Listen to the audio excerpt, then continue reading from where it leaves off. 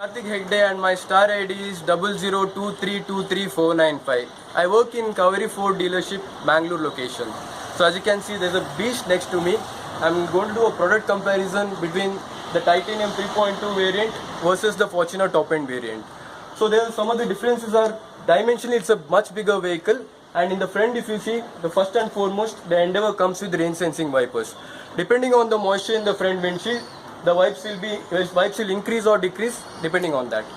So if you come down, you can see the chrome mirrors. So that adds to the aesthetics of the vehicle. So below we have the DRL with the HID auto leveling headlamps. So what is auto leveling? Auto leveling basically adjusts the level of the headlamps depending on the load of the vehicle. Okay? And you can see one more additional feature which is not there in the Fortuner. There is jet wash headlamp washer. So this wiper wash fluid will come in the front extent and it will wash the front headlamps. So when you go off-roading, even if the headlamps are dirty, it can clean the headlamps. So coming to the grill portion, there is a huge trapezoidal grill which adds to the beauty of the vehicle. And down if you see right, there are silver skid plates. These skid plates will protect your vehicle against rocks and small debris. Even the fog lamp is nicely surrounded by the skid plates. So there will not be any damage. And you can see sensors in the front. There are a total of 6 sensors in the front. So next I will be showing you the engine of the vehicle.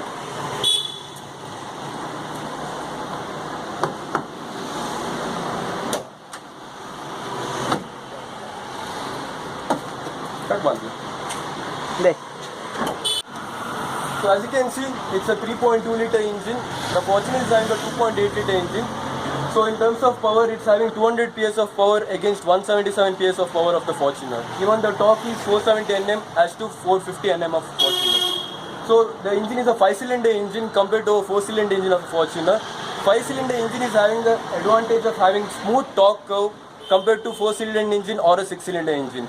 So the power is more, the torque is more, and even the engine cylinder block has been built out of cast iron using a ladder frame. So there's rigidity is much higher and there's very less vibrations.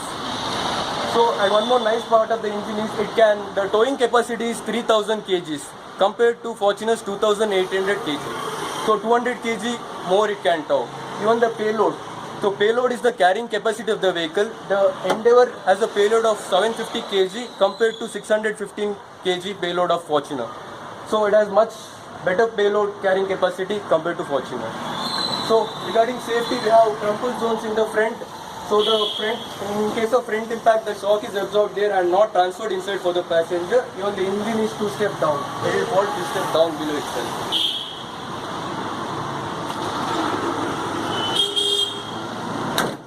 Okay, the size of the wheels are 18. So if you look at the finish of the alloy, it's having a gunmetal finish to it.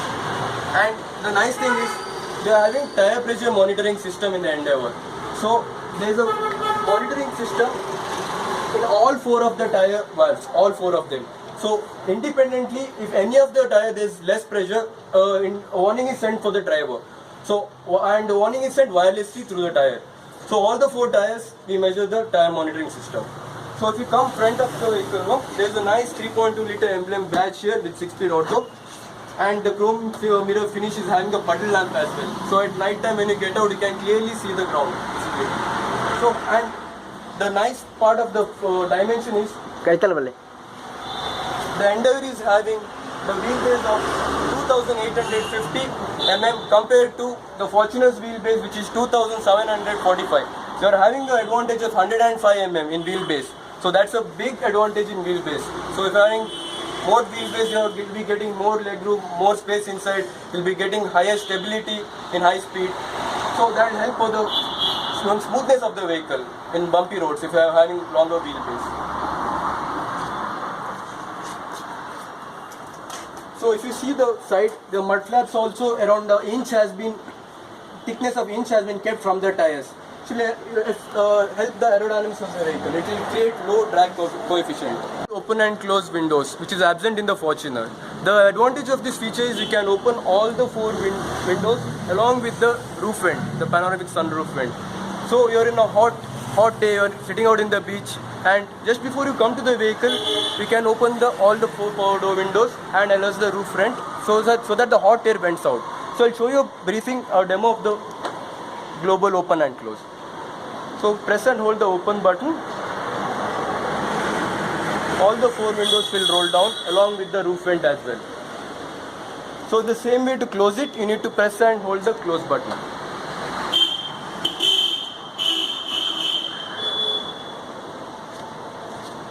Close. The water weighting capacity of the Endeavour is 800 mm compared to 700 mm of Fortuner. So 100 mm of advantage you are getting when you are wading through the water.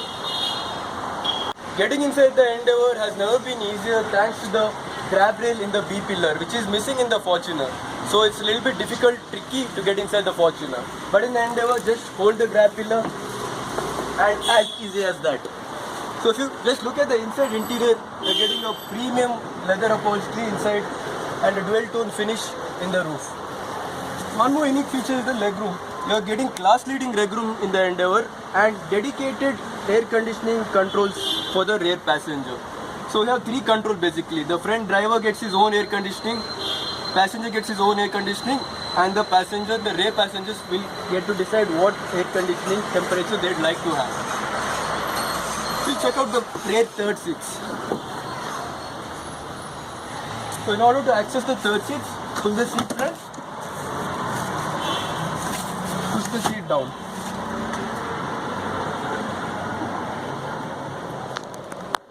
Of the Endeavour right now, and it's very good actually compared to the competition. You're getting a better legroom as well as better headroom.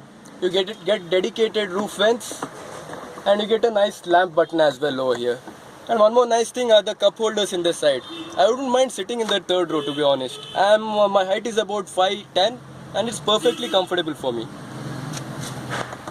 The Endeavour looks just stunning. The dual tone upholstery, leather upholstery, the leather finish dash.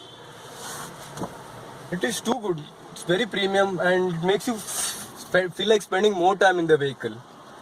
And even the plastic quality, especially in the section below, is much better than the Fortuner. Much smoother, much stiffer.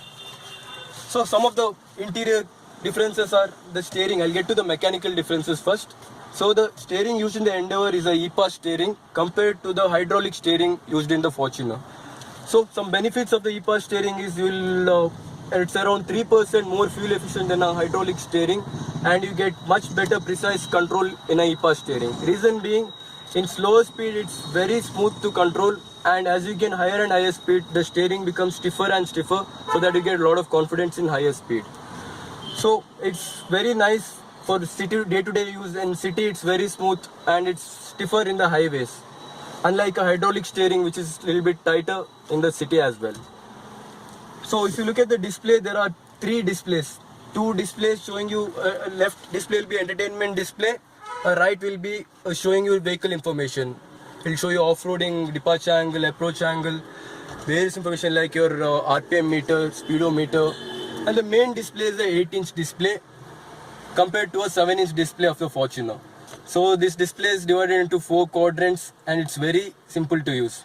Each of the quadrant can be selected automatically. Speaking of the climate control, you are getting dual zone AC. The passenger will get separate his preferred AC, and the driver will get his preferred AC. And this can be set through your voice itself, through Sync 3. With the push of a button, you can tell set climate at 24, the climate will be set at 24 degrees. Or you can tell I'm hungry. A vague comment like I'm hungry, it will show you nearby restaurants. Sync 3 is that good, that advanced. It's having the support of Apple CarPlay, so that Siri will assist you in your normal function, or you can have the option of Android Auto, so that Google will do all the voice command. So it's having the support of Google as well as Siri. So the speakers, coming to the speakers, there are 10 speakers in the Endeavour compared to the 6 speakers. So the 10 speakers are 4 speakers, normal speakers, 4 tweeters, 2 subwoofers. And the audio experience what you get in the Endeavour is insane. It is mind-blowing. So apart from that, you get 8 adjustable seats, and one nice thing is the panoramic sunroof and moonroof. So as you can see, I kept the sunroof open so that a little bit of light can pass inside. I'll just show you how it looks when it's closed. At night, it looks truly magnificent. Looking at, especially for the passengers who sit back, they can get the view of the stars and the moon. There's a sunshade as well as if you want, you can cover the sunroof. So this feature is completely missing in the Fortuner, and Toyota people are giving the excuse that because of the roof vents, we weren't able to place a sunroof. Toyota, even we have roof vents, and where the designers were smart enough to place a panoramic sunroof. And is the active noise cancellation. So what it does is basically there are 3 microphones inside the Endeavour, 1, 2 and a third microphone in the center. So these microphones will pick up the low frequency sound inside the car, and there's an audio unit below the Endeavour which will produce the opposite sound frequency of the sound picked up by the microphones through the 10 speakers. So it's an awesome feature which cancels out the outside noise. So I'll just start the car so that you can just see how quiet the engine is. So right now the car is running. It's a 5-cylinder engine, 3.2 liter, and absolutely the noise levels are absolutely nothing. It's that smooth, that quiet. Okay. Points in the Endeavour compared to the 2 power points found in the Fortuner. You get a power point even in the boot also, so that you can connect to a cooler. So it's very useful for a 7-seater vehicle to have 4 power points. And one more good thing is you get 2 USB option compared to 1 USB option in the Fortuner. So we have designed it wisely so that one of the USB port can be used for a Wi-Fi dongle, so that you get Wi-Fi in the car, and the second dongle can be used for a pen drive for the media option. You get electrically heated outside rearview mirror in the Endeavour, so that when you go in extreme condition, fog doesn't form in the outside rearview mirror. So that feature is missing in the Fortuner, as well as the electrochromic mirror. Electrochromic mirror is basically auto dimming mirrors. So what it does is there are 2 sensors in the electrochromic mirrors. One sensor in the front, one sensor in the back. So the front sensor will automatically detect when it's night time, and it will engage the rear sensor. The rear sensor will automatically detect the high beam in the rear of the vehicle and automatically dim the mirror.